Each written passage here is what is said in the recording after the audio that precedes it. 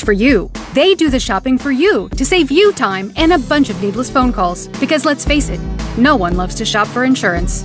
Call the office at 724-455-3900 or visit firestoneinsurance.net.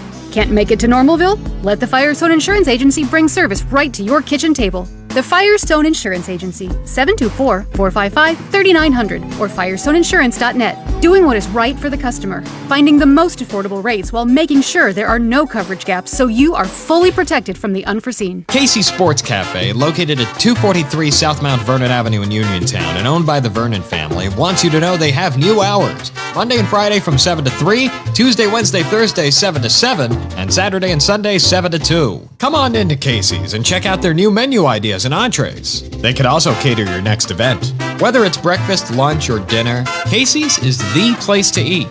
Call 724-550-4126. Casey's, the best in Fayette County. When you're in need of notary services, you don't want second best. And you certainly don't want to have to wait until the next day. So why not go with the best, and one that's open late to meet your needs? Sandy Howell Notary Services on Dry Knob Road in Smithfield is ready to help you. Voted 2024's best notary in Fayette County, Sandy Howell Notary Services. Open 10 a.m. to 8:30 p.m. Monday through Friday and from 9 to 5 on Saturdays. Call them today at 724-564-8955. John Clinton with Dominic Carbone from your 7-time President's Award-winning 40 Uniontown. Dom, let's get down to business. I hear we're having a big sale on F-150s. Now that, JC, is an understatement. Check this out. We are taking up to $7,000 off MSRP on 2025 F-150 XL and XLT models, and you get these low interest rates: 3.9 for 60 months, 4.9 for 72, and 5.9 for 84. And yes, guys, you get both savings and the low interest rate. That's not a steal, that's a deal. John, we are making aggressive offers on all new inventory, so don't miss out. Stop, click, or call and get all the details. Dom, along with Ford Motor Company, we are taking part in the largest dealer food drive in the world. So check this out. We're going to have a brand new F-150 in the showroom, and we're asking our customers and friends of the store to drop off all non-perishable food items to help us take part in the global month of caring. The food drive runs from the 15th to the 25th of September. Thank you in advance for your generosity. That's 40 Uniontown, on the hill across from Applebee's, or 40uniontown.com. Offer includes all applicable incentives, must finance a Ford Motor credit, and not all buyers will qualify. Your local station, WMBS.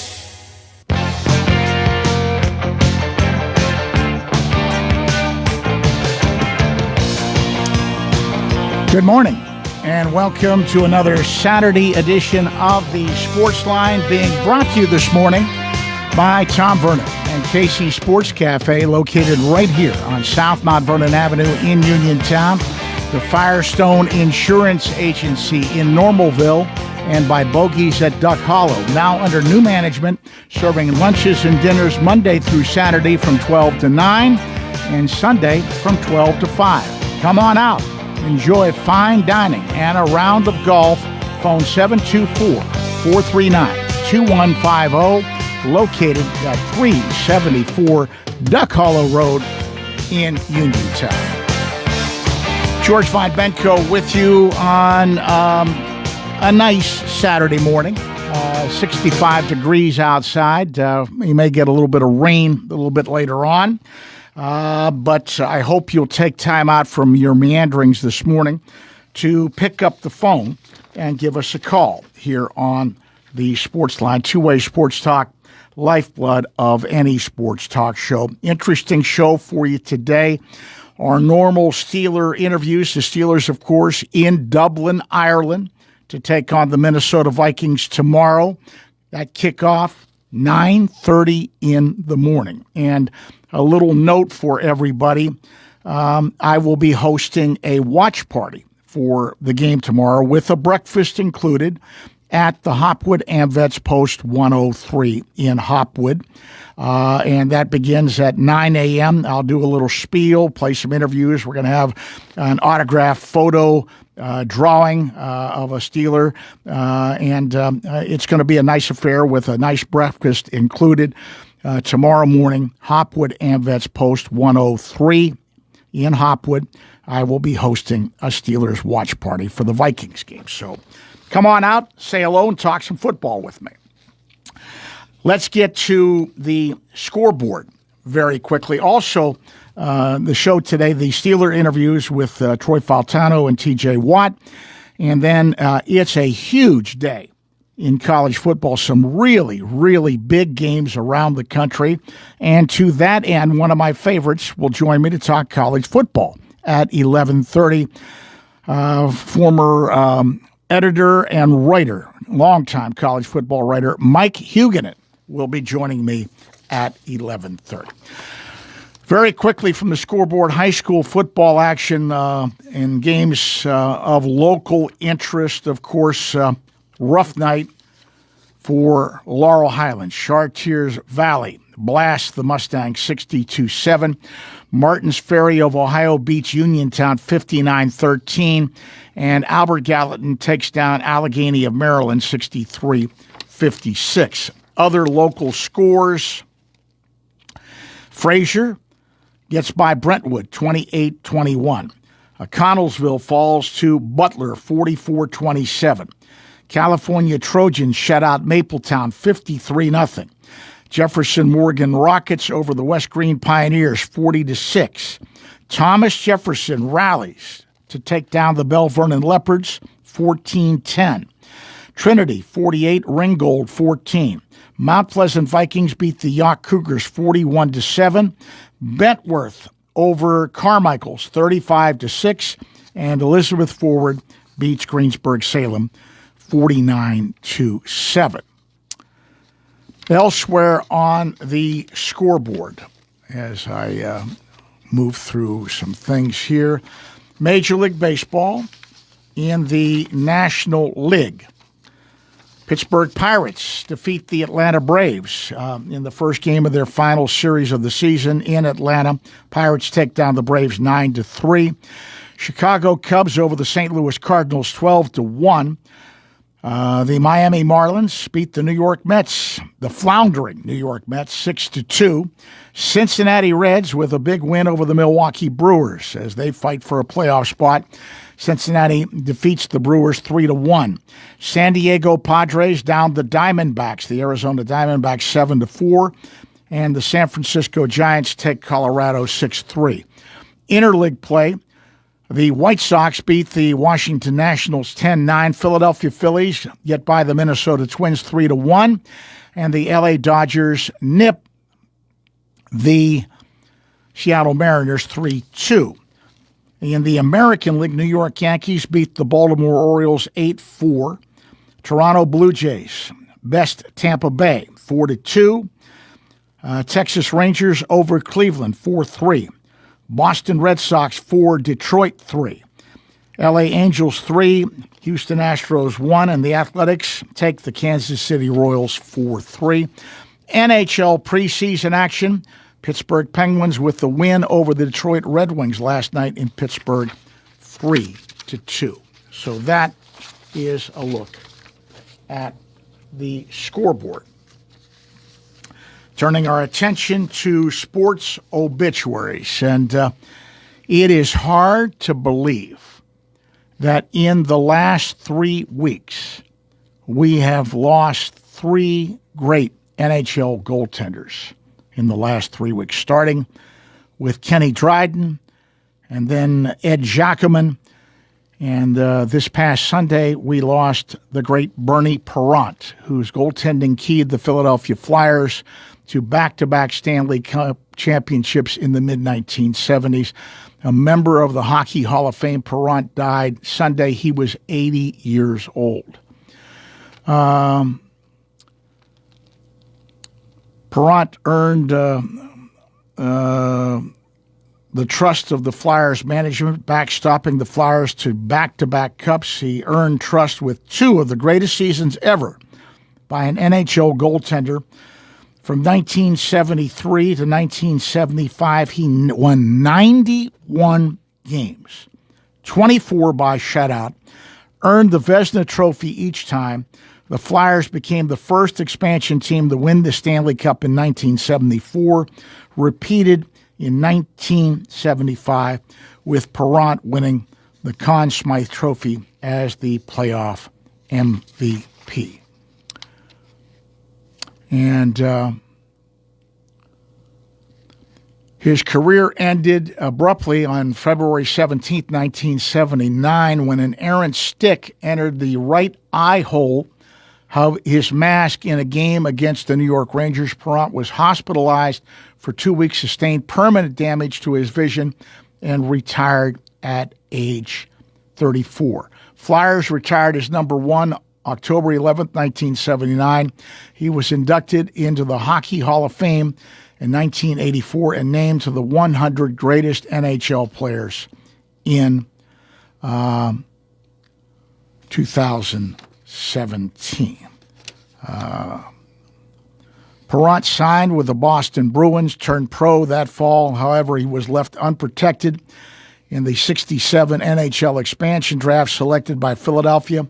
Was among the NHL's best young goalies in his early years. Never had a winning record while playing for the offensively challenged Flyers. With management desperate for more offense, Perrant was sent to Toronto as part of a three-way trade midway through the 70-71 season. Though devastated at the time, Perrant teamed with Jacques Plante, who was near the end of his NHL career, for a formidable duo. Perrant signed with the Miami Screaming Eagles in the New World Hockey Association in 72, but that franchise never took the ice. He wound up with the Philadelphia Blazers instead. The Blazers fared poorly.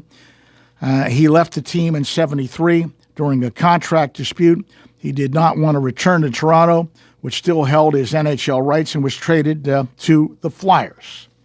And he had 2 great seasons, which we talked about with the Flyers. Perrant missed most of the 74-75 season with a neck injury that bothered him the rest of his career. He had 271 victories when the eye injury forced him to retire. After that, his lone goaltending appearance came against the Rangers in the alumni game in 2012 in the Bridgestone NHL Winter Classic. Bernie Perrant, what a great goaltender he was, passing away at the age of 80. Okay, we're going to open up the phone lines for Open Line Sports Talk. Your chance to get up on the soapbox and be heard. Anything and everything pertaining to the world of sports is fair game. Dial 724-438-4593, the WVU Medicine Uniontown Hospital Talk Line. That number again, 724-438-4593. We'll be back with more right after this quick timeout. Amador Transit, locally owned and operated by the Scott family, have been helping students travel to school safely in the Fayette County area for more than 4 years. Amador Transit is a proud sponsor of Laurel Highlands High School sports and wishes all the area teams good luck. For more information about M&R Transit, call them 724-439-3164, 724-439-3164, or stop by their office at 253 South Mount Vernon Avenue in Uniontown. M&R Transit, locally owned and operated by the Scott family, have been helping students travel to school safely in the Fayette County area. Everything you need for fall decorating is at Miller's Greenhouses and Flower Shop. Gorgeous fall mums, pumpkins, and cornstalks, too. Fall is a great time for planting, and to help get you started, trees and shrubs are now 20% off. Inside Miller's Flower Shop, you'll find fall flags, a variety of craft items, beautiful silk, fresh flower arrangements, cemetery decorations, and a whole lot more.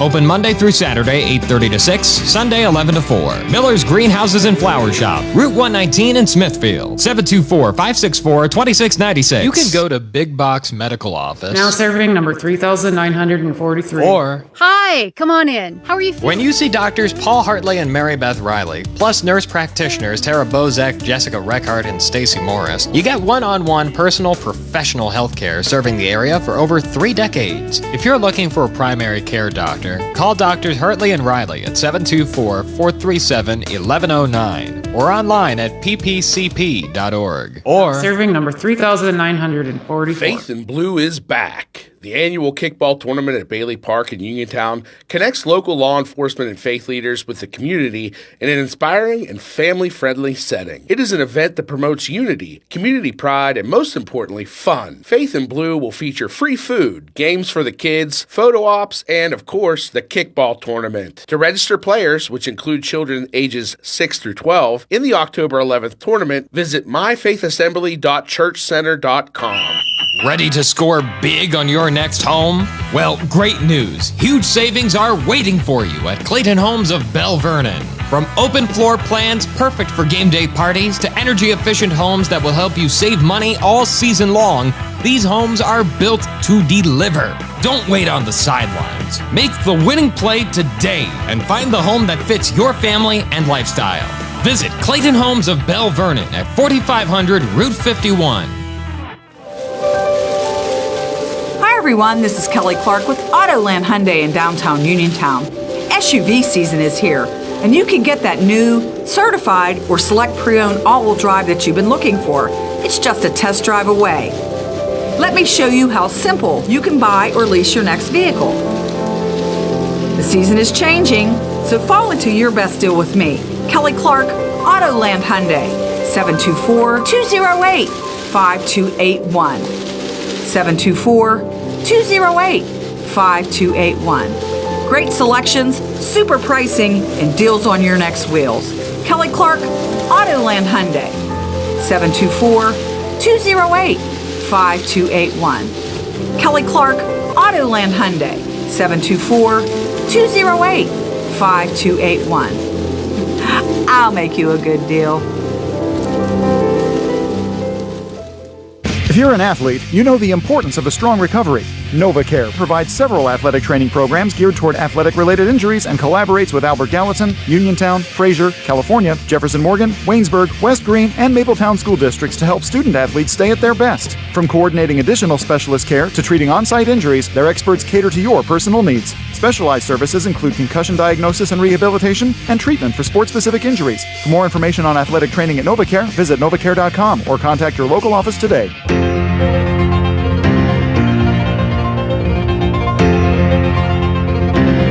Hi, this is TJ Watt, and you're listening to the Sportsline with George Von Benko on WMBS Radio.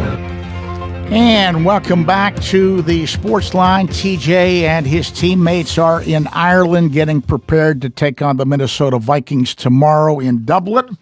That kickoff will be 9:30 tomorrow morning. And let's go to the phone lines, take our first phone call of the morning. Good morning. You're on the Sportsline. Good morning, George. Good morning, Charles. Yes. George, just some cleanup items. First of all, you're broadcasting a Pirate game tonight? Let's see. We have Major League Baseball, Pirates, Braves, yes. Probably tomorrow night, because it doesn't start tomorrow night, the Pirates and Braves will be on at 3:15 tomorrow, and then then we have the Packers and Cowboys later. Yeah. Okay. Now, the Steeler game. I know WMBS is not broadcasting, but that's on NFL Network, George. Well, no, it'll be on a local station. I forget which one. I think it's going to be Channel 4. Okay, that's a bit, George. Well, here we are. And yeah, the Pirates acquitted themselves okay in Cincinnati. That is small consolation for what they should have done this year. But well, it's just amazing to me that they have one of the best ERAs in the National League as a pitching staff, and yet they've lost. They've lost 90 games. I mean, that just boggles your mind, doesn't it? Yeah, it sure does. George, there's no, we don't need to talk about this or that. We've talked about that ad nauseum. It comes down to this. This, to me, is Armageddon this year. It's either put up or shut up. If they don't, which is what I think will happen, you're going to find Pirate fans as hard to find as snowmobiles in Miami, Florida. Well, they need. The needs are obvious. You need to add a couple of major league quality bats to that lineup. That's what you need, and that's the number one priority. Now you have enough pitching that you might be able to play around and make a trade. But if they want to go that route, they can do that. They're going to be hard pressed to do it in free agency because he's not going to spend that kind of money. George, it can be summed up this way: 1 6-letter word, desire. They can if they want to. That's all I got to say. Because, like I told somebody else maybe a week or so ago,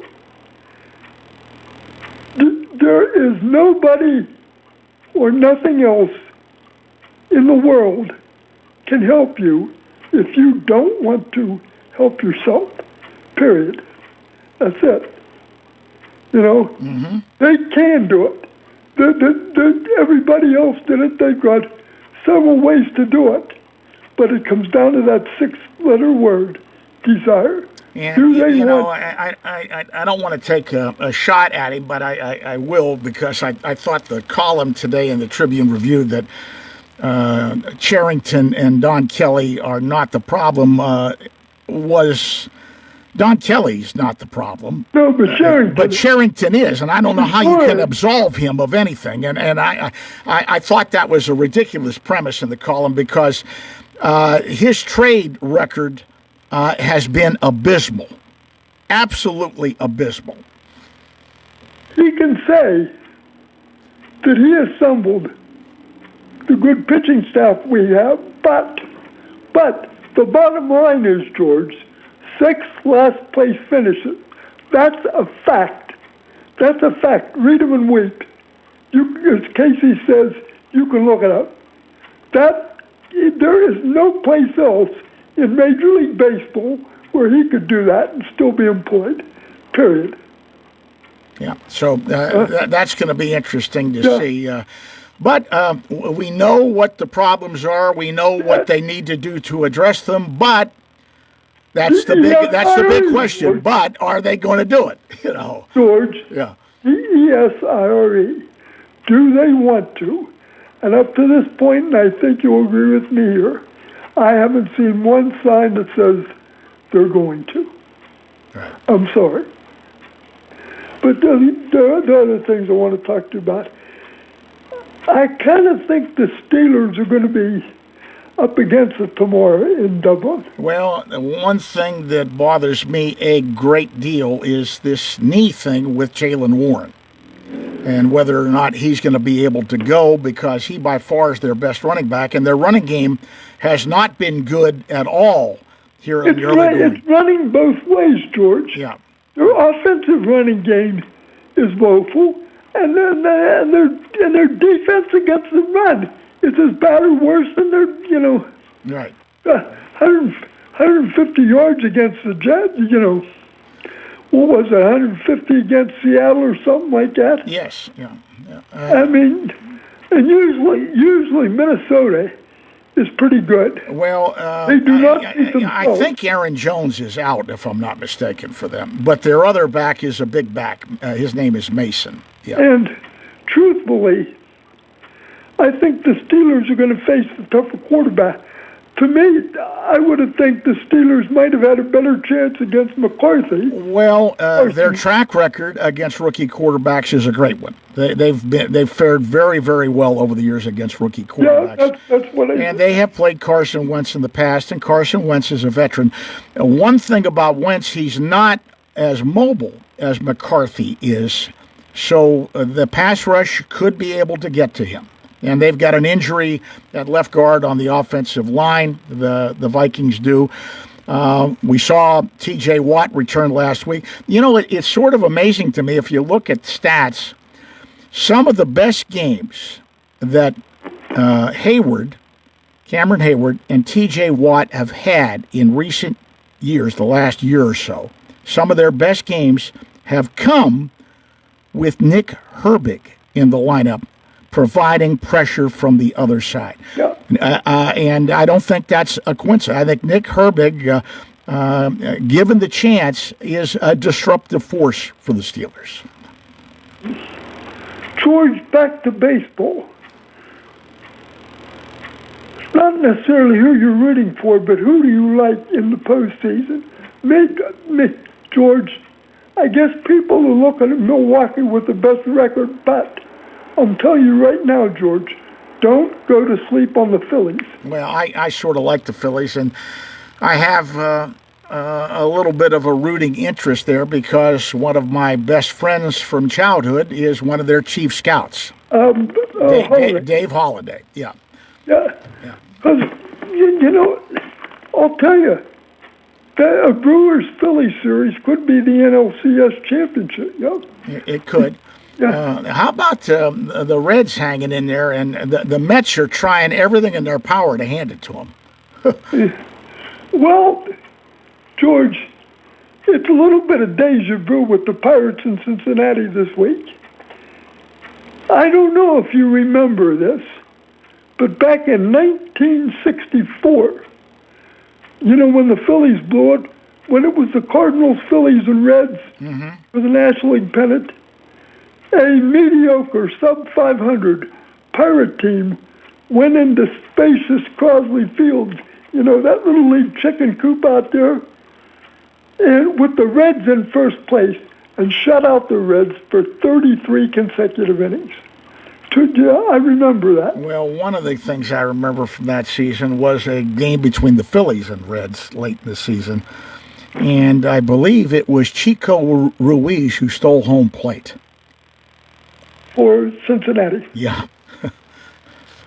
George, and I was just thinking of that. What we did this past week wasn't remarkable as that, but just think 33 innings in Crosley Field against Frank Robinson, Vada Pinson, Pete Rose, Tony Perez, wow. But but the Reds... Well, I'm not sure whether Perez was on that team. Yeah, I believe it was Gordy Coleman playing first base back then. 60... I still think it was Perez. Perez wasn't playing third base at the time for them. Well, he came up as a third baseman. They moved him to third. Yeah, that's what I think. Perez at third and Gordy Coleman first. Johnny Edwards. Which leads to one of the greatest stories of all time, the Rab Mungie story. Yeah. When Bob Prince thought they announced a pinch hitter at Forbes Field late in the game, and he announced Rab Mungie as the pinch hitter, and Jim Woods is going through all of his notes and everything, looking for everything, and finally he says, with a 3-ball 2-strike count on Rab Mungie, he says, "I don't know who the heck Rab Mungie is, Gunner, but that looks an awful lot like Gordy Coleman at the plate to me." George, let's not forget another. How about our old friend Chico Cardenas? But anyway, some football today. Well, there's some great college games today. You like the Nets over the Ducks? I'm going to be watching that game with much interest. Oregon is no slouch. This is going to be a huge test for Penn State. It really is. And, and everybody, they're already pointing it out in the papers today. James Franklin's record in games like this is abysmal. Yeah. And he's playing them at home, too. So well, it'll be a whiteout tonight, yeah. I mean, if he was playing them on the left coast, it would be a different sport. The unfortunate thing for me, and I guess that's why they invented clickers, that game is going head-to-head with the other game I really want to watch. Alabama at Georgia. Alabama at Georgia. They're going that game. They're both being played at the same time. It's being played in Athens, so I like. They're between the hedges tonight. Yes. Yeah, I like the dog, and Alabama just doesn't seem to have the touch under DeVore like they did. No. Now, Here's another one for you. I think Notre Dame could have a lot of trouble with the Pigs in Fayetteville. Arkansas coming off a shocking loss last week to Memphis. Yeah. Well, they probably were looking ahead to Notre Dame. Right. The other game of much interest today is another Southeastern Conference affair. LSU and Ole Miss should be a very good game. Where's that? In the Baton Rouge? I think the game is in Oxford. I think. Yeah. That's right. Ole Miss is in Oxford. It is. It is. They'll be walking through the Grove to the stadium in Oxford. George, what the heck happened to the Detroit Tigers? I wish I knew. They had a 15-game lead at one point. No. Who do you like over in American League? Well, I was rooting for the Tigers, and I still am to some, but it's hard to overlook the Yankees. It really is. Are you sold on Cleveland? To some extent, but I think if they match up with the Yankees, everybody's sort of at a disadvantage. I'll tell you the other team that I'm going to root for a little bit, the Seattle Mariners. Yeah, George. Do you know that if Seattle makes it to the World Series, I don't need to finish what I'm going to tell you, do I? The Major League team that has gone the longest without being in the World Series, if Seattle makes it. It's that team that lives on the north side in Pittsburgh. Yep. Yeah. And so as I said, as I close off, it's all there. DESIRE. They can do it if they want to. Charles, thank you very much for the call this morning. I appreciate it. Thank you. We'll try to catch you next week. All right. Take care. And that opens up both of our phone lines here on the Sports Line. And if you'd like to jump into the conversation, great time to do it right now. You should have no problems getting through. Simply pick up the phone and dial the WVU Medicine Uniontown Hospital hotline, 724-438-4593. That number again, 724-438-4593. We'll be back with more in a jiffy. It's officially fall, y'all, and Clayton Homes of Bell Vernon is once again opening their doors for an open house event with snacks, fun, and fantastic homes. Stop by Clayton Homes on Saturday, October 4th to grab a bite to eat and take a look at the incredible models they have available. And be sure to say hello to us, too, because the WMBS team will be broadcasting live from noon to 2 on Saturday, and we'll be spinning the fabulous WMBS prize wheel. But the big draw is the opportunity to check out the homes that Clayton Homes has to offer, including all new models ready to be explored, with spacious kitchens, spa bathrooms, and modern appliances. The homes at Clayton Homes of Bell Vernon are truly everything you always wanted. Visit Clayton Homes of Bell Vernon at 4500 PA 51 on Saturday, October 4th to learn more about their incredible homes and find the one that's right for you. For more information about Clayton Homes, visit their website, ClaytonHomesBellVernon.com. You don't fix what's not broken.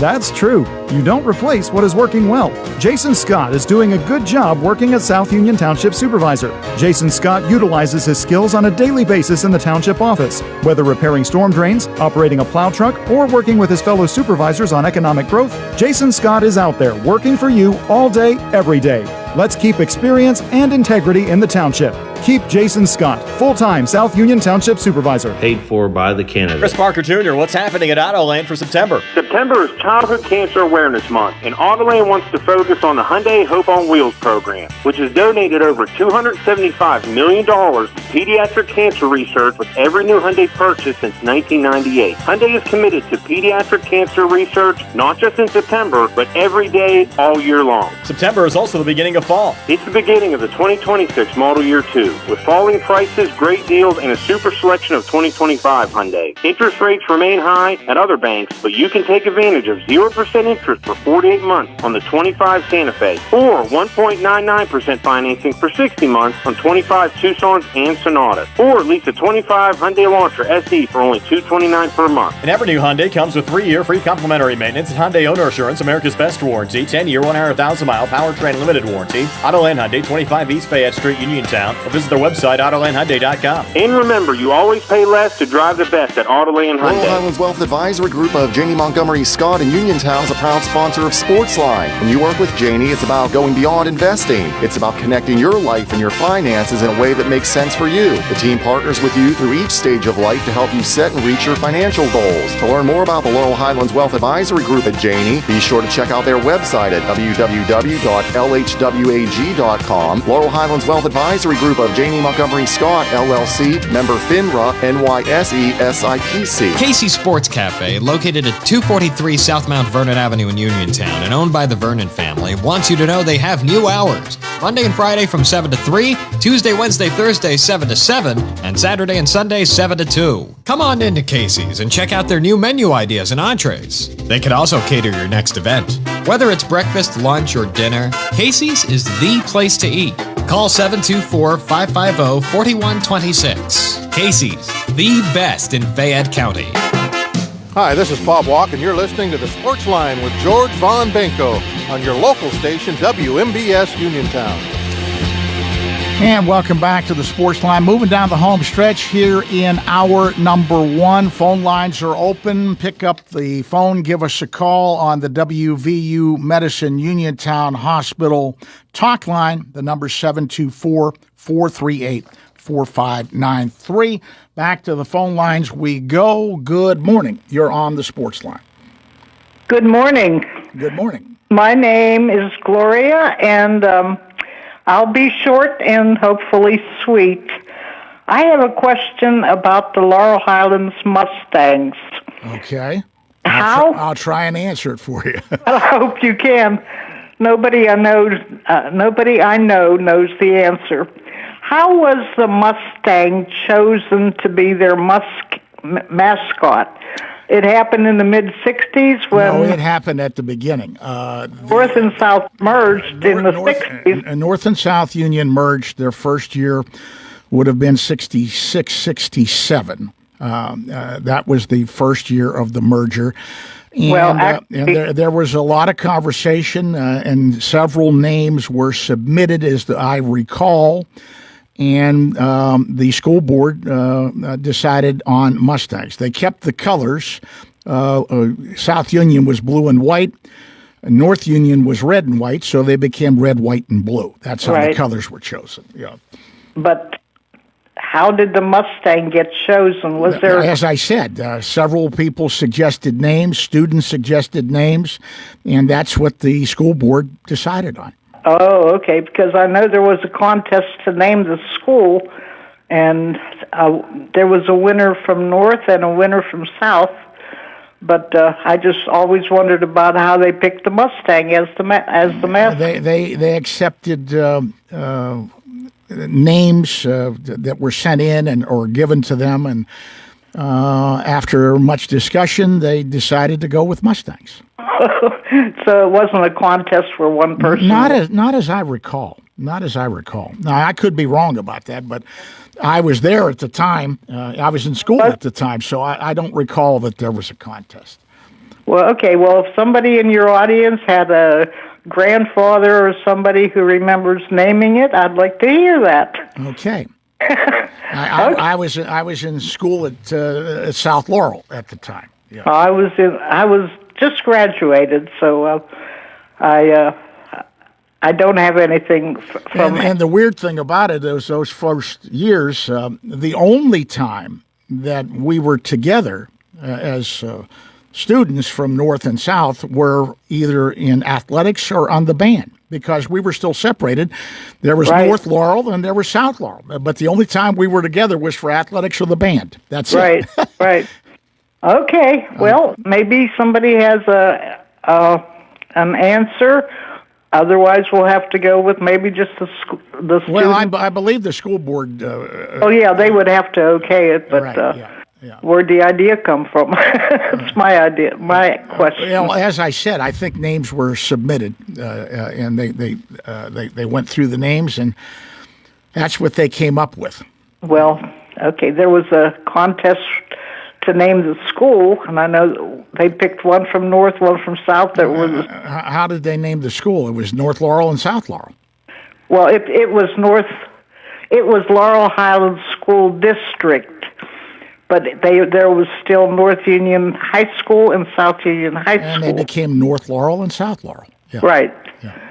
But which was pretty easy since it was Laurel Highlands, North Laurel and South Laurel. You know what I mean? That's right. Yeah.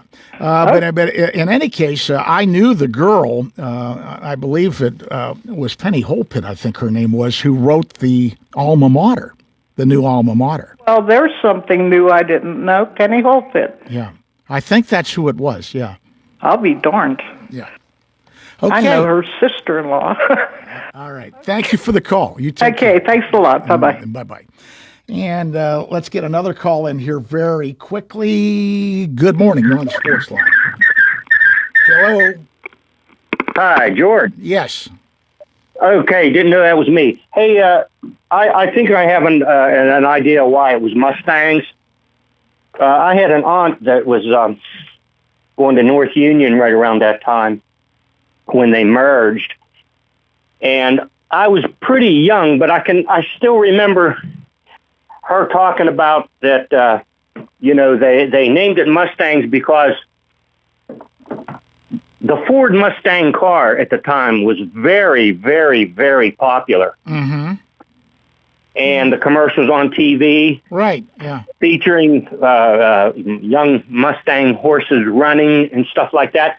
And I think that at least influenced them. Well, and that was one of the names that was submitted to the school board by people. Yeah.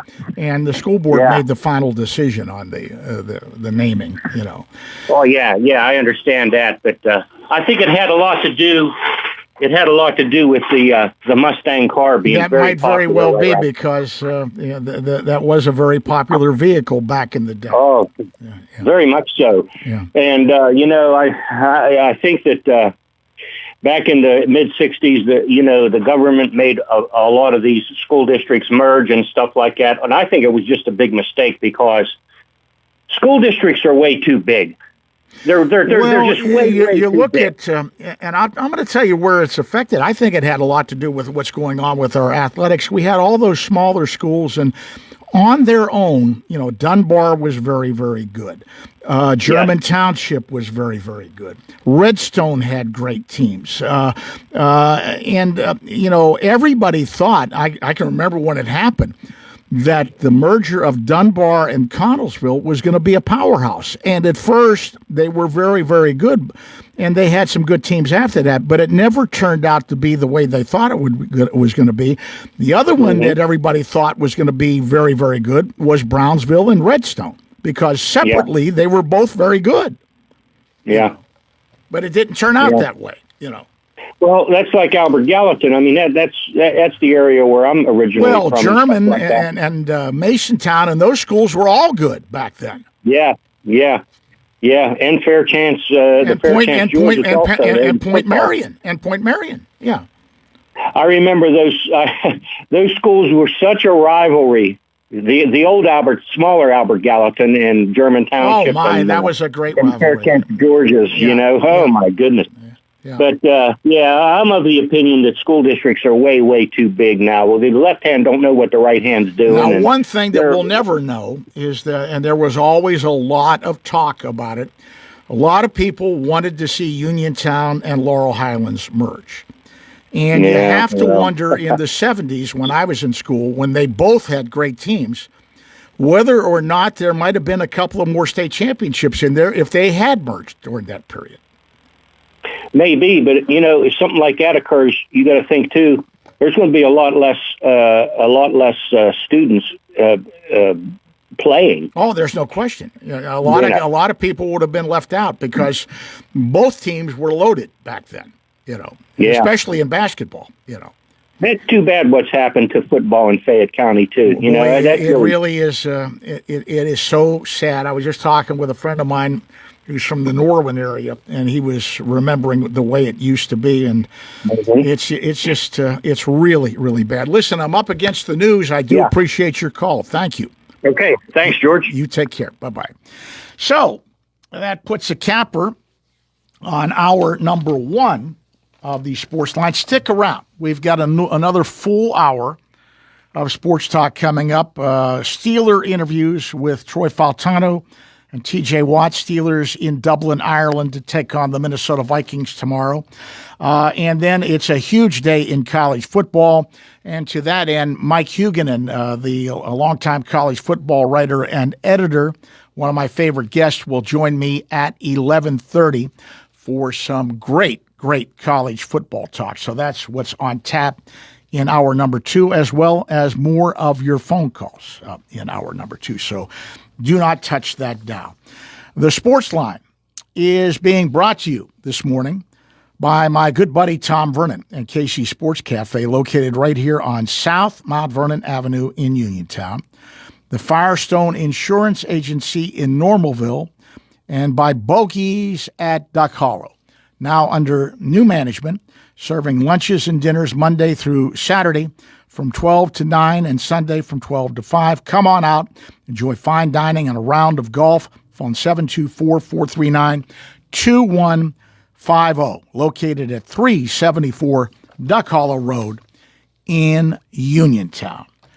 The news is coming up next from the CBS Radio Network, right here on your local station, 590 AM, 101.1 FM, WMBS, Uniontown, Pennsylvania. This is CBS News on the Hour, sponsored by Progressive Insurance. I'm Allison Keys. We have breaking news. President Trump just announced on social media that he is sending troops to protect war-ravaged Portland and any other ICE facilities under siege from attack by Antifa and other domestic terrorists. Trump says the request came from Homeland Security Secretary Kristi Noem, and he is also authorizing full force if necessary. This just days after a deadly attack on an ICE facility in Dallas. The head of Iowa's largest school district has been arrested by federal immigration agents who say Ian Roberts was in the nation illegally. But this parent thinks his arrest was about something else. He has been a voice speaking out against the injustices of cutting funding from our schools and how we can go and fight back against those budget cuts.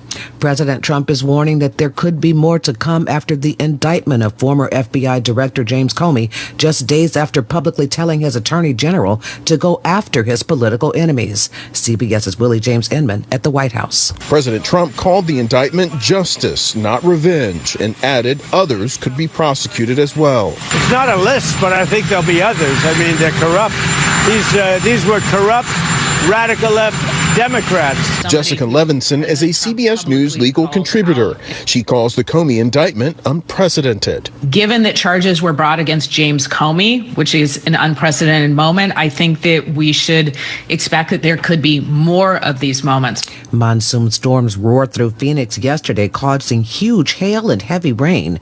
This man was just trying to get to Sky Harbor Airport. You can see people trying to push their own cars out of the flooded water. There was one on the side. We saw a bumper in the flooded water submerged. But there is more bad weather heading towards South Carolina, and people are already on the lookout. I'm Jim Criswell at Sunset Beach, North Carolina. While there's still lots of uncertainty, the developing storm well east of Florida is expected to impact the southeast U.S. coast early and mid next week. Parts of Georgia and the Carolinas could see rough surf, strong winds, very heavy rain, and a threat of tornadoes. In Albany, Floyd Cruz admitted to WRGB TV reporter Greg Floyd that he killed his parents. Which parent did you suffocate first? My father, and after he died, my mother put her head on his chest, and she was there for a few hours, and then I finished her. Cruz says he buried his parents in their backyard. He was arrested shortly after the interview. This is CBS News.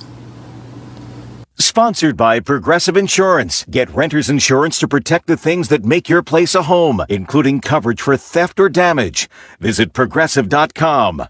Route 21 Furniture. Take the road to your perfect home. Sleep well tonight. Try out a new mattress from Route 21 Furniture with a large selection of mattresses, all sizes and comfort levels, with great prices, free local delivery and setup, and financing options. Route 21 Furniture. Open weekdays 9 to 5, Saturday 10 to 5, Sunday noon to 4. 724-737-2222 or Route21Furniture.com. Route 21 Furniture. Take the road to your perfect home. Ready to score big on your next home? Well, great news. Huge savings are waiting for you at Clayton Homes of Bell Vernon. From open floor plans perfect for game day parties to energy-efficient homes that will help you save money all season long, these homes are built to deliver. Don't wait on the sidelines. Make the winning play today and find the home that fits your family and lifestyle. Visit Clayton Homes of Bell Vernon at 4500 Route 51. It seems one of the upsetting after effects of COVID hasn't gone away for some. The research published in JAMA Network Open says 4 out of 5 COVID patients who reported an altered sense of smell still scored low on scent detection tests 2 years later. 2/3 of the patients who thought their sense of smell had fully returned were wrong. A lost sense of smell can lead to weight loss and depression and can be dangerous if you can't detect gas leaks, smoke, or spoiled food. Researchers are looking for ways to restore sense of smell that's been damaged by COVID. Vitamin A supplements are one possibility. Michael Wallace, CBS News. Is this you at night? Some people are taping their mouths shut to avoid snoring and sleep better, but doctors say it's a bad idea. Some on social media say it's a way to get more shut-eye, but experts say the claims are not backed by science, and it could make sleep apnea worse and even cause suffocation. So just don't do it, they say. Allison Keyes, CBS News. Shopping for replacement windows in Fayette County? Metropolitan Window Company elevates your shopping experience. John, Maggie, and Justin Schmutzer here from Metropolitan Window Company, a family-owned and operated window and door company for over 47 years. When you choose Metropolitan Window Company, you'll experience personalized knowledge, expertise, and professionalism from our first visit to your home until our craftsmen complete your installation. We're the window company that people want in their homes, and our exclusive Infinity by Marvin 100% fiberglass windows are the windows people love. They're built for life. They are the strongest, longest-lasting windows you can buy. We have a great selection of colors and finishes. We service the entire Fayette County area and will come to your home. Visit us at metropolitanwindows.com or give us a call at 412-655-8411. PA 1565. Economy Furnace Company is excited to announce our early fall savings event. Qualifying buyers can take advantage of 0% interest financing or choose low payment options for up to 15 years. Economy Furnace is proud to be partnered with Amana, bringing you top-quality furnaces, air conditioners, and heat pumps designed for comfort, efficiency, and reliability. As your trusted neighbors, we understand the importance of keeping your home comfortable year-round. That's why Economy Furnace offers not only the best products, but also expert service you can count on. Regular clean and tune-ups are essential for your heating and cooling systems. A well-maintained furnace or air conditioner runs more efficiently, saves you money on energy bills, and helps prevent unexpected breakdowns. Beat the rush and schedule early. Don't wait until the cold weather arrives. Contact Economy Furnace at 724-438-4575 today to take advantage of our early fall savings event and enjoy 0% financing.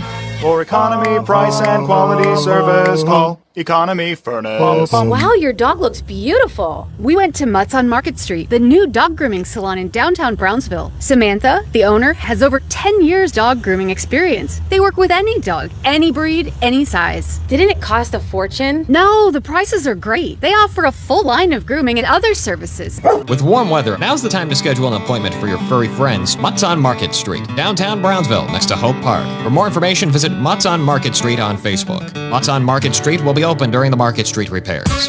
Warm weather means you'll be spending more time outside. So enjoy your deck or patio with retractable or fixed awnings from Lifetime Awnings. Made in the USA with manufacturer and customers guarantees, Lifetime Awnings products last. Lifetime Awnings is veteran-owned and operated with a 10% discount to all military veterans and their families. Call Lifetime Awnings 724-554-6067 or email John, the owner, at lifetimeawningsusa@gmail.com.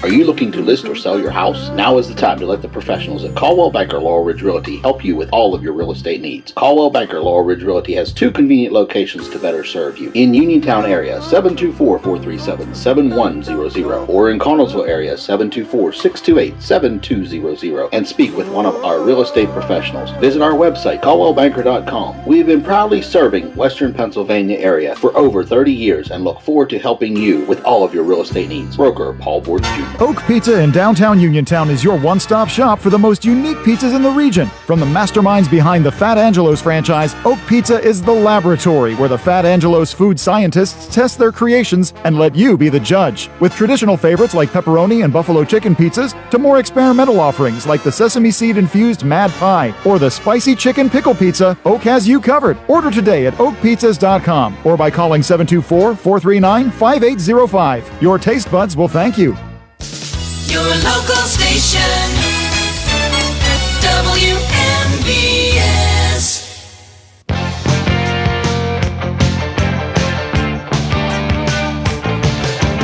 Welcome back on board for hour number 2 of the Sportsline, being brought to you this morning by my good friend Tom Vernon and KC Sports Cafe, located right here on South Mount Vernon Avenue in Uniontown. The Firestone Insurance Agency in Normalville, and by Bogies at Duck Hollow, now under new management, serving lunches and dinners Monday through Saturday from 12 to 9 and Sunday from 12 to 5. Come on out, enjoy fine dining and a round of golf. Phone 724-439-2150, located at 374 Duck Hollow Road in Uniontown. We continue in the open line mode as we forge ahead into hour number 2. Your chance to get up on the soapbox and be heard. Whatever you would like to discuss pertaining to the world of sports, we will talk about it. Simply give us a call on the WVU Medicine Uniontown Hospital talk line at 724-438-4593. Once again, that number, 724-438-4593. And you should have no problems getting through. I am gazing at a wide open board. So do come ahead with your questions and your comments. And let's go right to the phone lines here in hour number 2. Hello, you're on the Sports Line. Hello, George. Yes. Hey, this is Mark calling. Yes. Hey, me some friends of mine, we were at an undisclosed location, drinking beer and eating sausage and hamburgers, and the Steelers offense was on the field. And there were some tackles being made, and there was a familiar name out there in the linebacker core of the New England Patriots. Yes, Spillane. Yeah. He's still hanging around, isn't he? Yes, yeah. Yeah. I know the Steelers, they've always been on the Steelers, linebacker core not being up to snuff, but, they got rid of this guy. He's still out there. Yeah, he played with the Raiders for a while, and now with New England. Yeah. But George, I think did he play for Tennessee too? No, I think it was just the Raiders. The Raiders, and I guess maybe the Raiders and like the New England Patriots. But the pundits are always on the Steeler linebacker core. I think they may have hit on a little bit of an answer for the fact that Peyton Wilson is more of a coverage linebacker because of his speed, but he's not real big, and he has some trouble with the running game. Cole Holcomb played very well last week, and I think you're going to see more of him on running downs. Okay.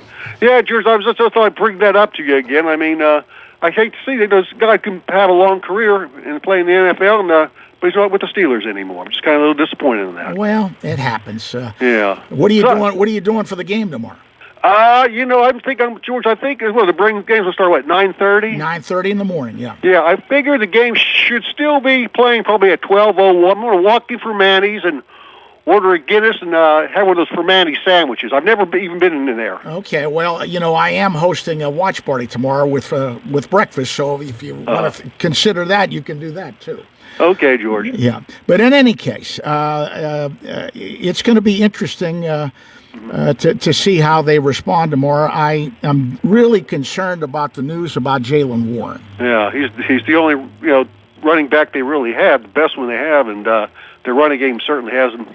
Well, I think that has more to do. By the way, I looked it up. I heard somebody talking about this, and I had to go and check for myself to make sure that it was the right information. And it is, and it makes me wonder even more about why Mike Tomlin has Pat Meyer on his staff as the offensive line coach. Considering this guy's track record. And here's what I mean. And I checked this, and this is true. Shady McCoy. Pat Meyer was the offensive line coach in Buffalo. Shady McCoy, the former Pitt running back, the great running back up there, had his worst season with Pat Meyer as the offensive line coach. Meyer was fired. Christian McCaffrey in San Francisco had his worst season when Pat Meyer was the offensive line coach of the 49ers. Meyer was fired. Melvin Gordon in San Diego had his worst season as a running back with Pat Meyer as the offensive line coach, and he was fired there. Where in his background does it make you think that this guy is going to get the job done with this young offensive line? I mean, isn't that a legitimate question? I think so, George. I mean, I guess everybody look at your past history, that's for sure. And it's proving to be right. This line is not improving. Yeah, you're right. You're right there, George. I know what you're saying. Right. Yeah. Okay, that's all I got for today, George. All right. Thank you for the call. You take care. Bye-bye. And quick reminder, of course, I will be at Hopwood AmVets Post 103 tomorrow morning. They're having breakfast, and I'll be hosting a Steelers watch party for the Steelers and Vikings. I'll be out there around 9 and doing my spiel, playing some interviews. We'll give away with a drawing a Steelers autograph photo and maybe some other goodies as well. And you'll get to have a Q&A with me if you want to talk about the Steelers, and, of course, a nice breakfast. So you ought to consider that tomorrow morning at Hopwood AmVets Post 103 at Hopwood, as I'm hosting the Steeler watch party for the Steelers and Vikings tomorrow morning. My weekly interviews with the Steelers, I caught up with them earlier this week before they left for Dublin. And one of the guys I talk to every week is the Steelers' rookie right tackle, Troy Faltano. Let's listen in on that conversation.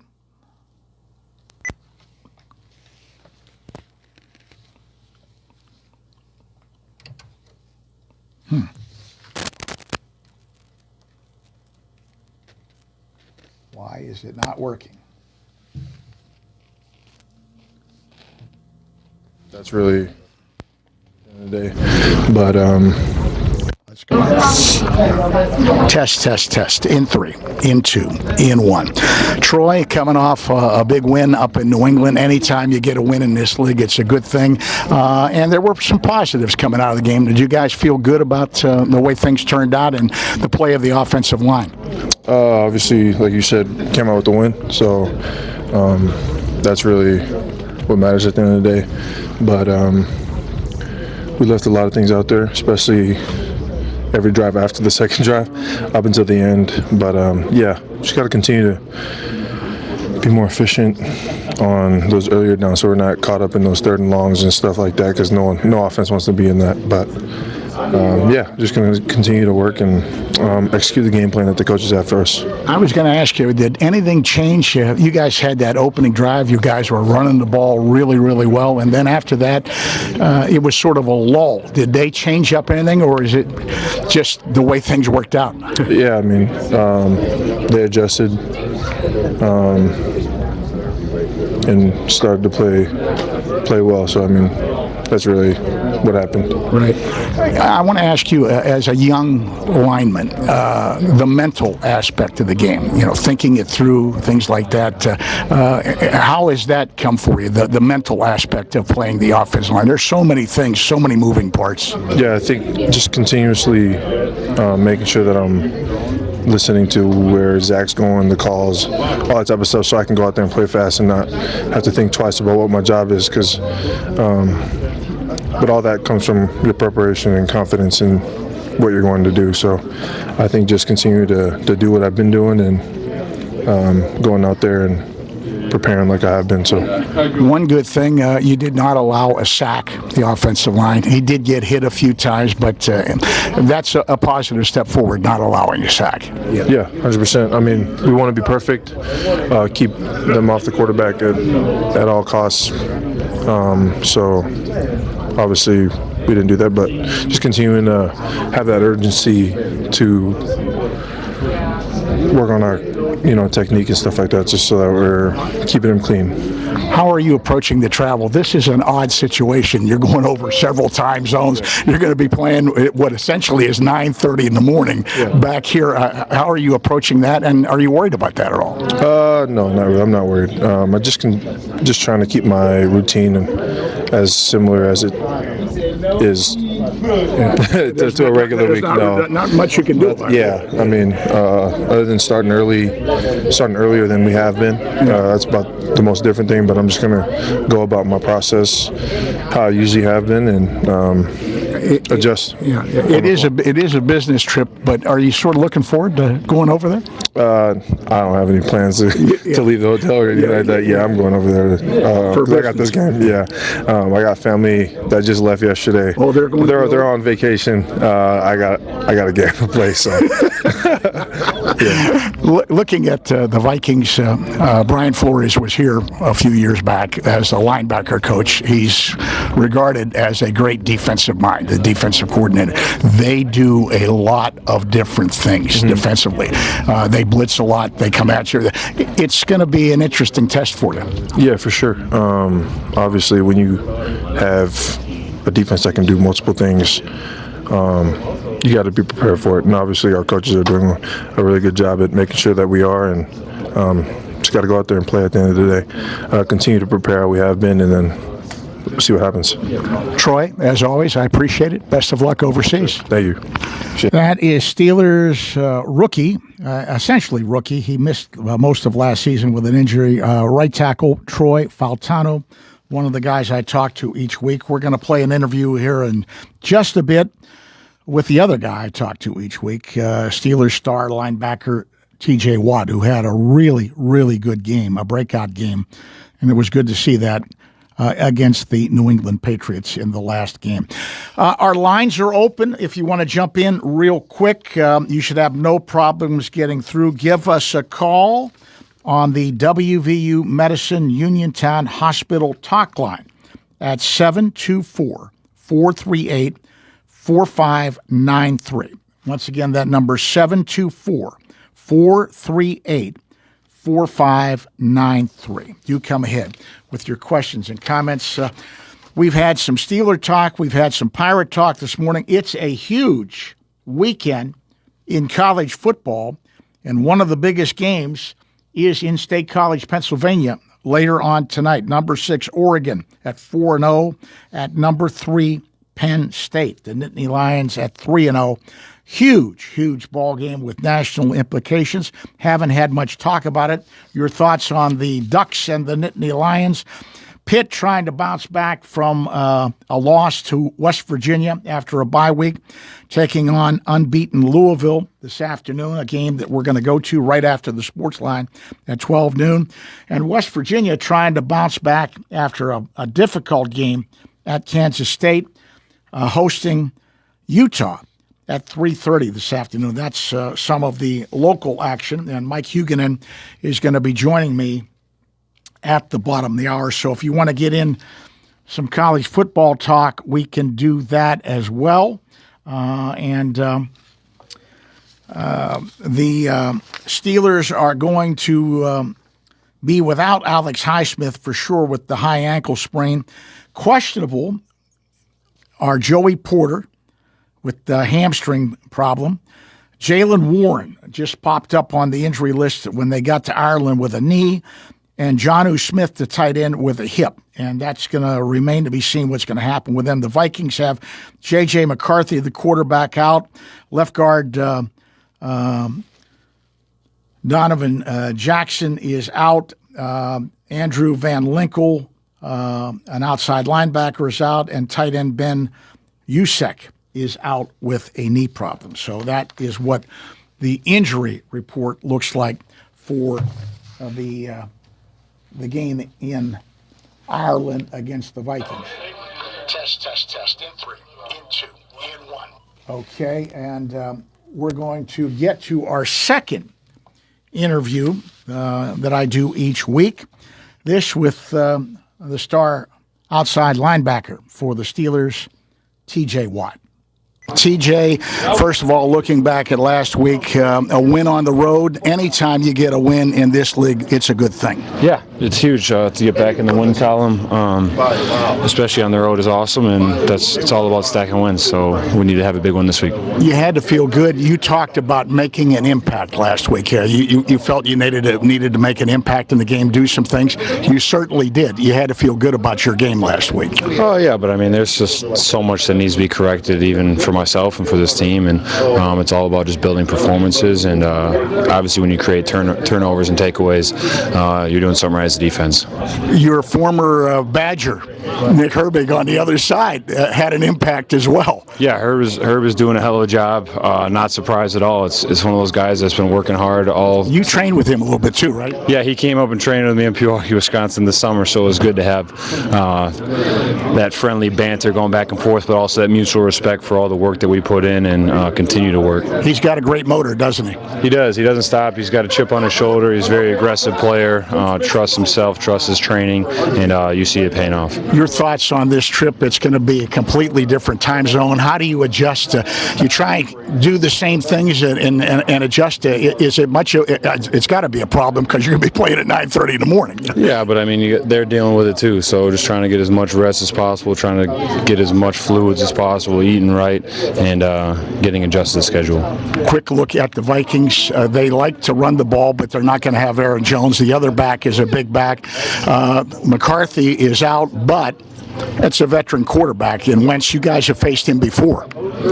Yeah, I mean, it'll be a tough matchup for us. Obviously, they were able to run the ball effectively all season long, and it's going to continue to try to do that against us, especially we need to show that we can stop the run more than 1 week and move forward, and obviously he can sling the ball when he needs to. We're just going to get in one-dimensional situations. Back end of the defense is going to be challenged. They've got a very good tight end, and the two wide receivers. Addison is going to be back to join Jefferson.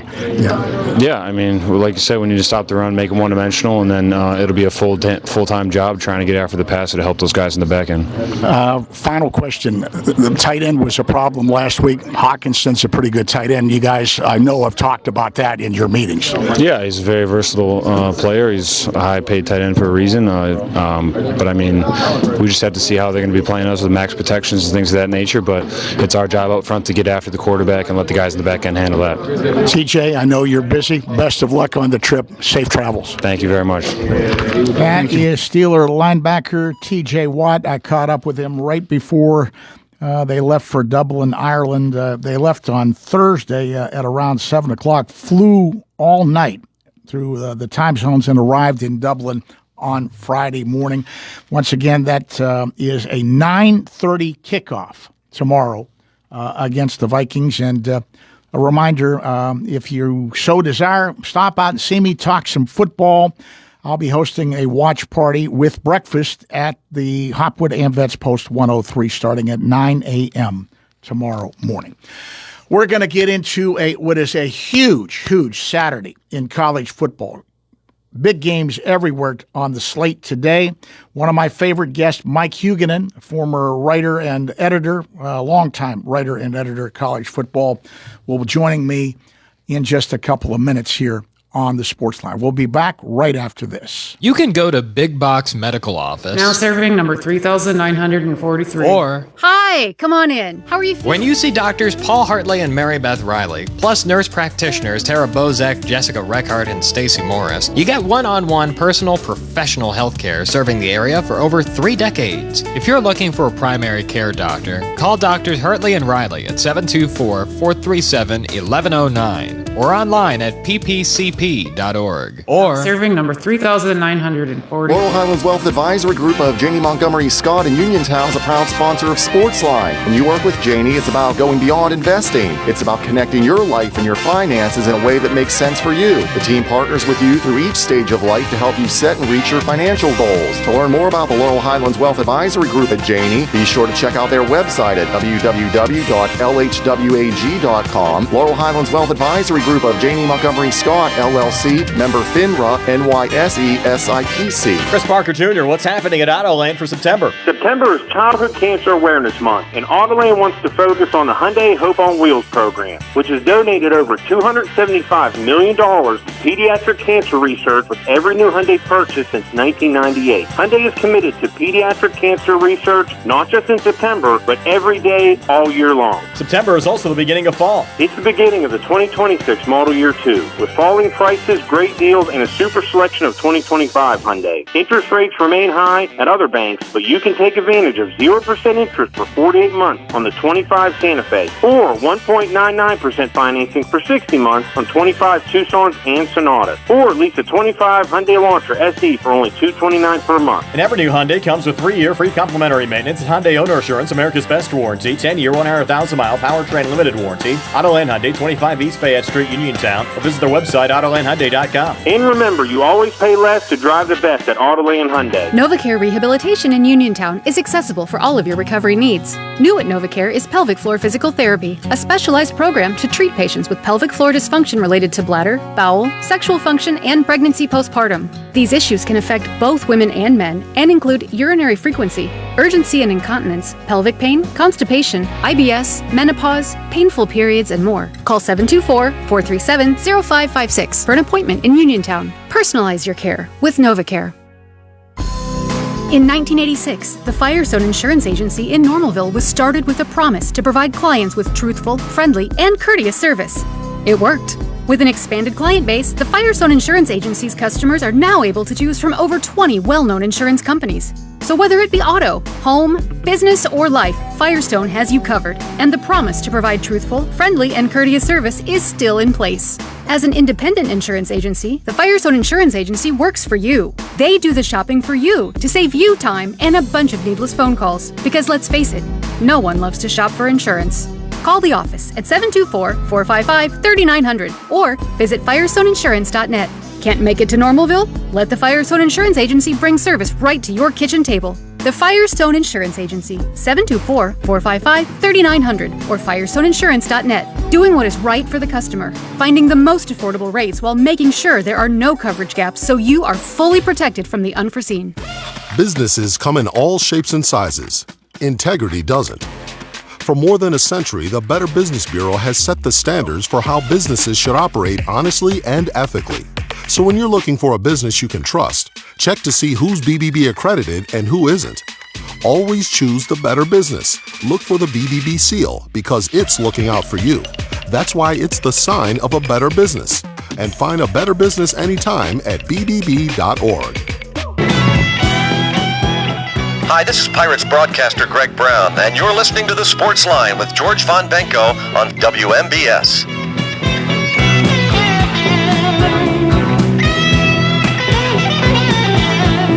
And welcome back to the Sportsline on this Saturday morning. I specifically wanted to talk college football today because, quite frankly, it's a great slate of college football games on television throughout the day. And to that end, I reached out to one of my favorite guests, former college football writer and editor, longtime college football writer and editor, Mike Huguenin. Mike, good morning to you. How are you, sir? I'm doing well, and this indeed should be a great day of college football. I got my day planned. I'm going to sit right in that recliner with food and snacks, and I'm not moving, Mike. No, you can. The BYU Colorado game, 10:15 Eastern, is the last game of the day. So, get in your easy chair from noon till about 1:30 or 2 o'clock, and it's 14 hours of football, and it should be 14 high level football as well. Let's talk a little bit about a couple of local teams before we get into what's going on nationally. Locally, of course, the biggest game in the area here, Penn State Nittany Lions in the Big Ten playing host to the Oregon Ducks, nationally televised game. It's going to be a whiteout at Happy Valley. That is a huge game, especially in light, and the papers were full of it again this morning, making light or questioning James Franklin's record in games like this, which is not very good. This is a gigantic game for both teams, but I don't think there's any doubt that it's bigger for Franklin and Penn State. You're hosting this game. It's a whiteout game. A ton of pressure on Franklin and his offense to come through. The best running back duo in the nation in Singleton and Allen. I think both these teams are putting up big numbers, and neither one has frankly played an opponent with a pulse. There's been blowout after blowout for both these teams. So, in addition to being a gigantic top game of matching up top six opponents, it's the first true game for either one of these teams. Penn State prides itself on being physical on defense. Oregon has tried to become that under Dan Lanning. Oregon's got the fast-paced offense. Dante Moore's playing really well. I think this game, it comes down to which quarterback do you trust to make the big play. And, I like Drew Allard, but he has had issues in big games. I think, though, that Penn State wins this game because it is in Happy Valley. If this game were being played at Autzen Stadium, I'd pick Oregon. But it's not. So, again, I think that adds a little bit more pressure to Franklin and his team. You're playing at home. You need to protect the home turf, all that kind of stuff. But I think Penn State does win. I think their defense it ends up making the difference. If there was one downer about it, and I guess that's why they made clickers, playing at the same time is another game that I really want to watch, and that's Alabama at Georgia. They're both being played at the same time. Yeah. And that's going to be that's the first time the Dogs have gotten them between the hedges in a while, right? Long time, yeah. And Kirby Smart, frankly, has beaten everybody easily, but he's 1-6 in his career against Alabama. The one win was in a national title game, so that carries a little bit extra weight. But Alabama, the last time we saw Alabama play a real team, they got pushed around by Florida State. And that's the same Florida State that got pushed around by Virginia last night. I was amazed watching that game. That was frankly, I think, a shocking outcome. UVA was 7-point home underdog and won in overtime, double overtime. Alabama has looked good the last two games, but that's Louisiana, Monroe, and Wisconsin. Wisconsin's horrendous. Louisiana, Monroe is not very good. So, what does Ty Simpson do against Georgia? If I'm the Georgia front seven on defense, I'm quite comfortable that I can control Alabama's offensive line. The problem, Georgia's secondary is not good. Tennessee torched them, absolutely torched them.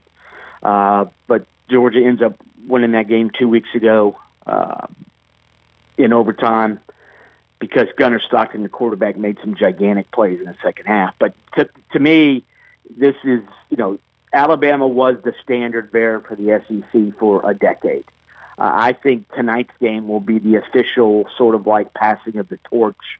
Georgia has been tremendous under Kirby Smart, but there was always Saban in Alabama. But, Saban's gone. I think Kalen DeBoer's a really good coach. I think the players that were recruited for Nick Saban's offense weren't necessarily the players that would fit best in a Kalen DeBoer offense. We're seeing more of a DeBoer offense this year. I just don't think the Alabama offensive line can hold up. I think Georgia wins. Okay, so other games locally that I will be watching with much interest. At noon, first ACC game for both Pitt and Louisville playing in Pittsburgh. Panthers, quite frankly, coming off what I thought was a shocking loss at West Virginia. Now, I realize it's a rivalry game. Anything can happen. But I looked at both those teams, and I thought Pitt had much better talent. I mean, Rich Rodriguez is in his first season. They had to bring in 80-some players, and that was just a game that made me scratch my head about Pitt. Yeah, Pitt, the running game has disappeared. Well, and they got an injury, and it's a big one because we don't know what's going to happen with Desmond Reed today. Yeah, and he obviously is the most important offensive player. But you can't run for 46 yards in a game and win. Heck, they had trouble running against Central Michigan. So Pitt's offense is all about the pass. Louisville, I think, is the better team. Pitt is playing at home. Maybe that's an advantage. But I agree with you. I mean, losing to West Virginia sort of makes you sit up and wonder what's going on. I think Pitt's offensive line has been a problem, has been a disappointment. I like Eli Holstein, but the running game is horrific. And I don't think you can be a one-dimensional team and win key conference games. And this obviously is a key conference game. I think Louisville, talking to folks at Louisville, they're confident. They're sort of like an under-the-radar team that can get to the ACC title game. I don't know about that, but certainly with Clemson's collapse, the door is open for Louisville. A well-coached team, a well-coached offense, a well-balanced offense.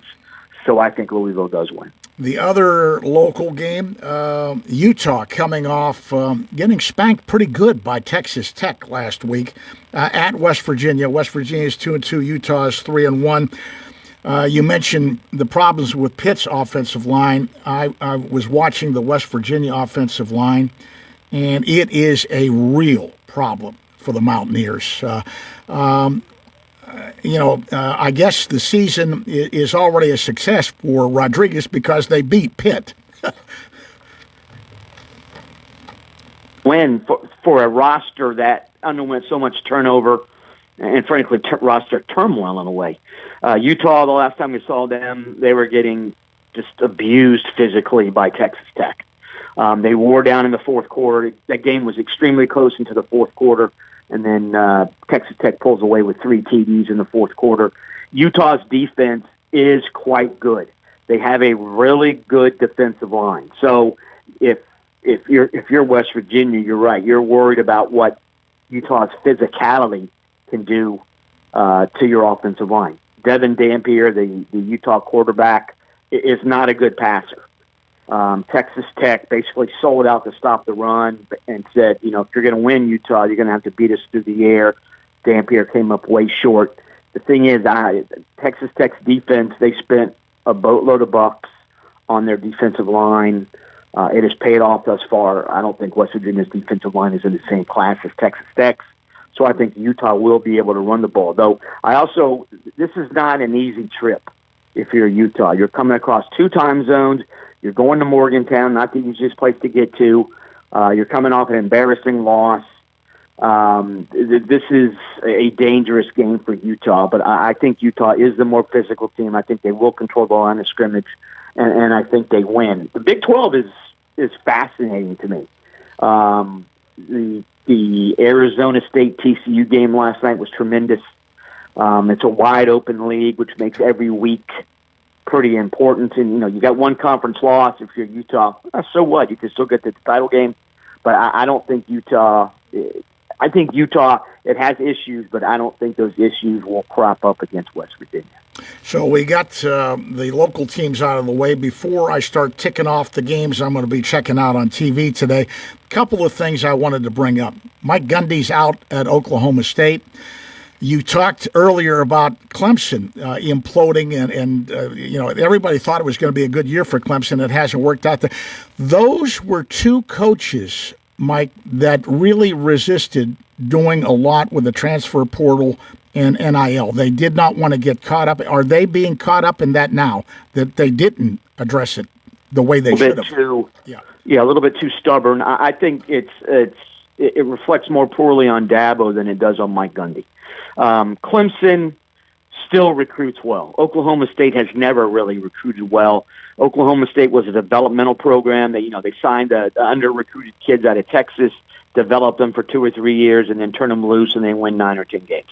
That style, let's use that word, that style of coaching is sort of passé now.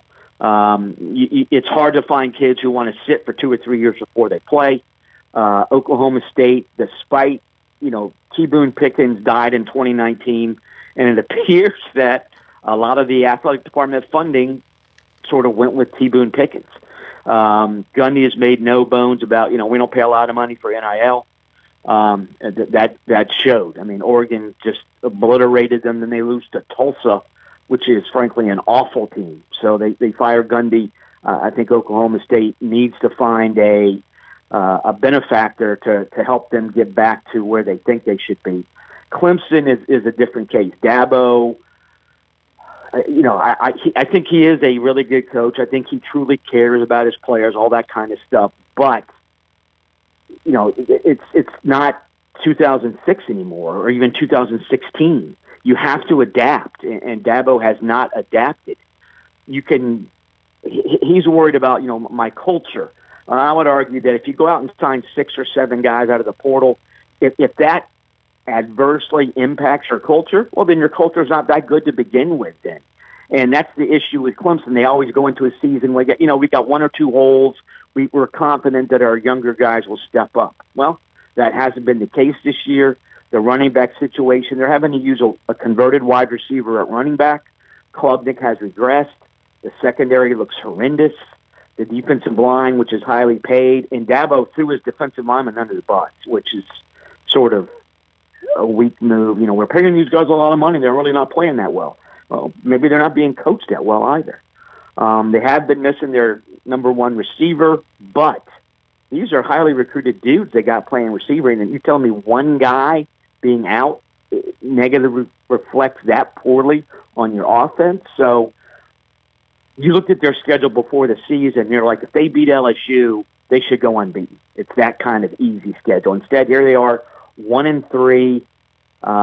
Syracuse just took it right to them. Clemson had no answers. A lot of folks don't like Dabo because his holier-than-thou attitude. Karma's getting him, and karma is, but he's got to adapt, or Clemson's going to go back to what it was, an 8-4, 7-5 kind of team for 3 days. Well, and you touched on what I was going to ask. Money's not a problem. They've got money, right? They've got money. He does.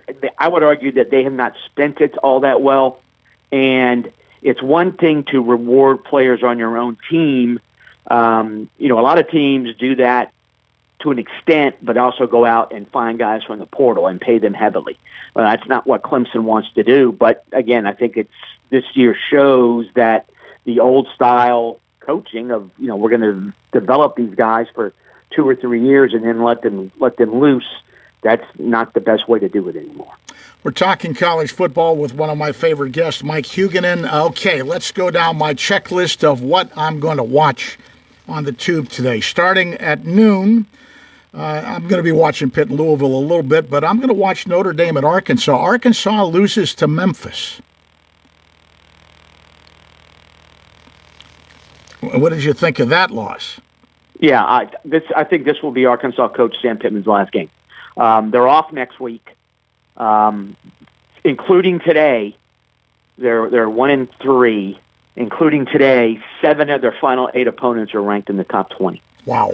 So, Pittman, super nice guy, fits the Arkansas fan culture, all that kind of stuff. But it has not worked. They have an interesting quarterback, Taylor Green. He can do some things with his legs. Not a bad passer. The defense is atrocious. And you also have, shockingly, Bobby Petrino angling for the interim coach job. So I think this will be Sam Pittman's last game. I think he will get fired tomorrow or Monday because Arkansas has next week off. But Arkansas is looking at maybe a 4-win season. And again, Petrino, the idea that he's angling for the interim job should surprise absolutely nobody. Wow. Two games in the 3:30 time slot. Naturally, I'll be checking out West Virginia a little bit, but the two games I'm really interested in. Let's start with LSU and Ole Miss. They've scored 3 touchdowns in their past 2 games against Power 4 opponents. This was not supposed to go this way for Garrett Nussmeier in that offense. They have a bunch of NFL talent at wide receiver. Nussmeier was seen as a potential first-round pick going into the season. There was a question about the running game, and there were questions about the offensive line, but the thought was, well, the offensive line will be at least a good pass block unit, so everything's going to be okay. Well, it's not okay. The running game has been brutal. Starting running back Caden Durham is injured and may not play tonight. The offensive line has not held up. Nussmeier has looked really, really mediocre. LSU defensively is really, really good. So that makes this game a little bit more interesting than it would be because LSU the last couple of years, their defense has been horrific. Ole Miss puts up huge numbers no matter who the quarterback is. The starter's out. By the way, I was so impressed with that guy that's the backup at Ole Miss. Yeah, he looks great. Yeah, Trinidad Chambliss is a transfer from Division II Ferris State. And I can remember when Ole Miss signed him, people, what are you doing? That's your backup quarterback? Kiffin, you've gone crazy. But they haven't missed a beat. Their offense is extremely high-powered. Their defense is not very good. So maybe this is the game that LSU's offense gets better. Plus, there's the Lane Kiffin factor. You know, James Franklin is known for losing big games. Well, Lane Kiffin is known for losing big games and games against teams he should not lose to. So that adds an extra element to this one. Fascinating game on a bunch of levels. The idea that the Ole Miss quarterback seems more of a given going into this game than Nussmeier is frankly shocking. LSU is going to have to rely on its defense to win this. I think LSU can get this done because I think their defense can do just enough, and maybe Nussmeier gets well. Because again, the Ole Miss defense is pitiful. So if this game's in the 30s, LSU's in trouble. If it stays in the 20s, I think LSU can win it. The other game in the 3:30 time slot, and I was in the Steeler locker room earlier this week before they left for Ireland, and I was watching Troy Faltano and Carson Bruner going at it with Jack Sawyer from Ohio State, Washington and Ohio State. Ohio State at Washington. This will be Julian Saint's first start on the road. And this is a difficult road trip as well. You're going across 2 time zones. That gives Washington an advantage. So I think Ohio State's still a 9.5 point favorite, which seems a little high to me. Ohio State has played nobody since the opening game. So not only will Sayin be making his first start on the road, he'll be making his first start on the road against a quote-unquote real team, which he has not seen the last couple weeks. Washington's quarterback, Damon Williams Jr., fun player to watch. Really athletic, does not look like a quarterback. He's only 5'11", but he fits extremely well in Jed Fish's offense. And the year Jed Fish had that great year at Arizona, his quarterback was Noah Fafita, who's 5'10". So Fish gets his quarterbacks moving in the pocket. The lack of height is not bothersome. They got a great running back named Jonah Coleman. This is going to be an interesting game. I think Washington lines aren't as good as Ohio State, but I think Washington can keep this close into the fourth quarter. Seattle's a difficult place to play. Husky Stadium gets loud, and again, I don't think you can overestimate the impact that making your first road start. That's a big thing for young quarterbacks, and this will be Julian Saint's first start on the road. So I think Ohio State wins this, but the spread to me is too big, and I think this will be an interesting game into the fourth quarter. So that's the games that I have picked out. Am I missing anything? Is there anything else you're going to check out? Yeah, I think Auburn, Texas A&M is fascinating. The last time we saw Texas A&M, they were coming off a huge win at Notre Dame in which they won a shootout, which I did not think Texas A&M was equipped to do. Last time we saw Auburn last week, they allowed 10 sacks. But still, we're in the game against Oklahoma, and you can argue that a referee call cost them the game. So Texas A&M has an aggressive defense. They will blitz Jackson Arnold. Auburn's defense is quite good, very physical. They're an aggressive unit as well. And Texas A&M is one of those programs that historically have not done well when things are going well. So coming off a win over Notre Dame, we're in a discussion for the SEC title. This is the kind of game that Texas A&M sort of annually loses. A home game against a team they should beat. I think that's another 3:30 game, and I think that's another one. 3 TVs at 3:30 is a necessity today. That means I'm going to have to go to a sports bar, I guess. But in any case, I appreciate your time. It's always fun to talk college football with you, and we'll just sit back and enjoy. That's what is great about a Saturday like this. Oh, no question. This is. And there's also Indiana, Iowa on Peacock. That's right. And I mean, how about the job that Kurt Signetti has done? Kurt Signetti's awesome. Yeah, and I don't know if they're that good. Maybe they are. I mean, here's a guy who coached at IUP. Well, he worked for his dad, Frank. Yeah. Yep. Yeah. And I know the family very well. I knew Frank going back to when Frank Signetti coached at West Virginia after Bobby Bowden. Yeah, that's right. I've forgotten about that. And there's also Frank Jr., who was an offensive coordinator of Summer now for a while as well. But I think that's a fascinating game, too, because, again, is Indiana truly that good?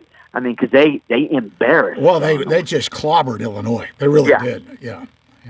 Well, listen, enjoy. Thank you very much for your time. We'll do it again later on in the season. But as always, I enjoy the conversation. Take care, Mike. Same here. Appreciate it. All right. Take care. Mike Huguenin with some great college football talk. We'll wrap things up here on the Sports Line right after this timeout.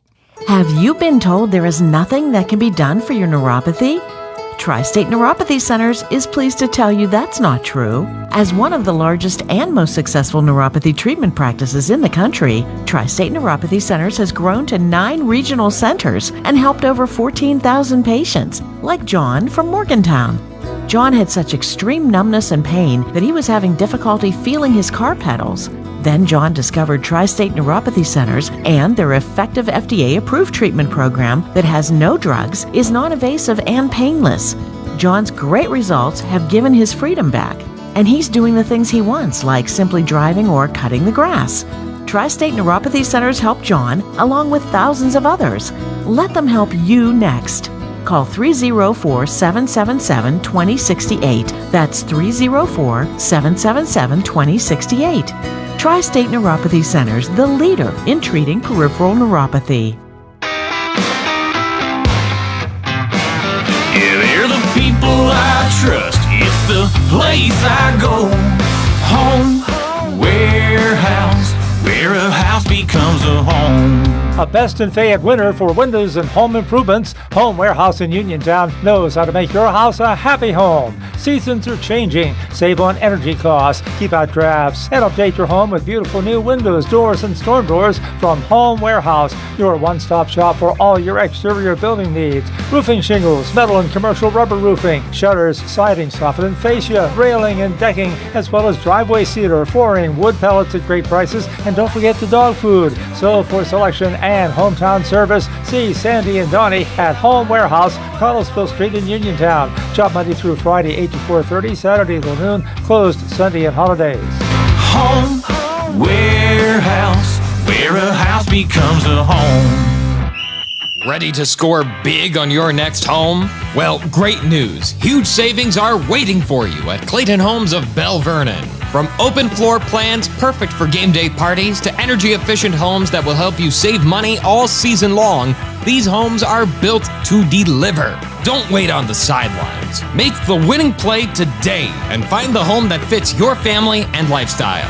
Visit Clayton Homes of Bell Vernon at 4500 Route 51. Concerned about your heart health? At WVU Medicine, we believe your heart deserves world-class care, close to home and always within reach. Our non-invasive cardiology team uses advanced tests like stress tests and cardiac MRI to diagnose and monitor heart conditions without surgery.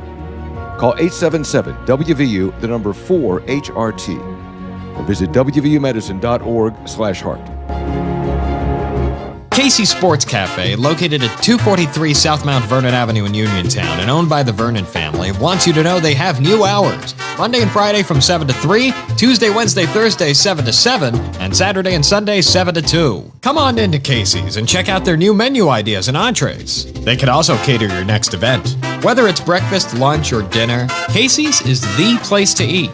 Call 724-550-4126. Casey's, the best in Fayette County. Hi, this is Pat Narduzzi from the University of Pittsburgh, and you're listening to The Sportsline with George Von Benko on WMBS. And that's a reminder that as soon as we leave you here on The Sportsline, we're going to join Pitt football. Bill Hillgrove, Pat Bostic, and the crew as the Pitt Panthers open their ACC season at home against the Louisville Cardinals. That's coming up next. Want to remind you folks, if you're looking for someplace to watch the Steeler game tomorrow morning, it's a 9:30 kickoff in Dublin, Ireland against the Vikings. I will be hosting a watch party, breakfast, watch party. Come on out, talk football with me, maybe win a Steeler autograph photo and some other things that we're doing. I will be at Hopwood AmVets Post 103 tomorrow morning for breakfast and the Steelers at 9:30. It gets underway at 9 a.m. tomorrow. Stop out and see me. So that puts a capper on it. As I mentioned, we've got the Pitt Panthers coming up next against the Louisville Cardinals.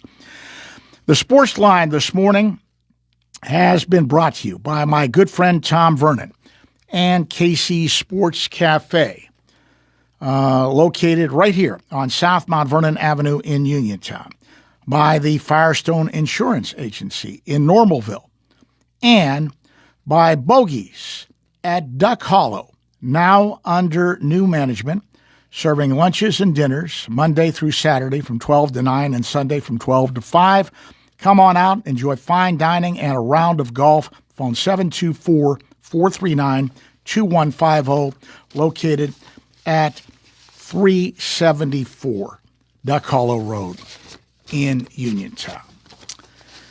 We join the Pitt Radio Network for Pitt and Louisville on your local station, 590 AM, 101.1 FM, WMBS, Uniontown, Pennsylvania. Too many penalties in the red zone on third down. Got to play cleaner today against what is a better football team in Louisville. Oh, the captains are down there. We'll soon hear Justin Elliott presiding over the coin toss. And Bob Jury, the honorary captain. What a player he was for that 1976 National Championship club.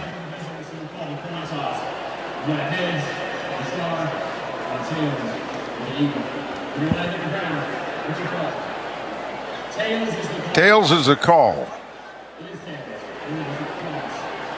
Louisville wins the toss. They have deferred, and so